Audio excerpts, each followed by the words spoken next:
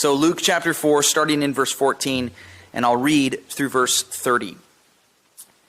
And Jesus returned in the power of the Spirit to Galilee, and a report about him went through all the surrounding country.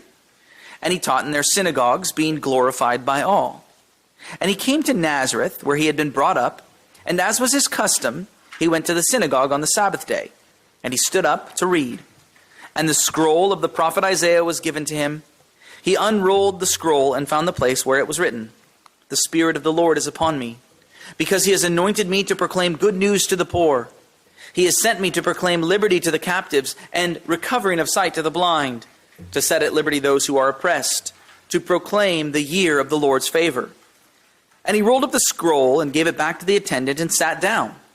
And the eyes of all the synagogue were fixed on him. And he began to say to them, "Today this scripture has been fulfilled in your hearing." And all spoke well of him and marveled at the gracious words that were coming from his mouth. And they said, "Is not this Joseph's son?" And he said to them, "Doubtless you will quote to me this proverb, 'Physician, heal yourself. What we heard you did at Capernaum, do here in your hometown as well." And he said to them, "Truly I say this to you, no prophet is acceptable in his hometown.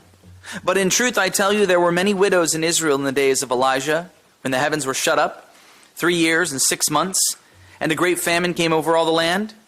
And Elijah was sent to none of them, but only to Zarephath in the land of Sidon, to a woman who was a widow.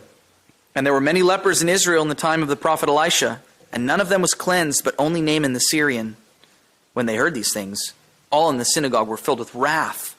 And they rose up and drove him out of town, and brought him to the brow of the hill on which their town was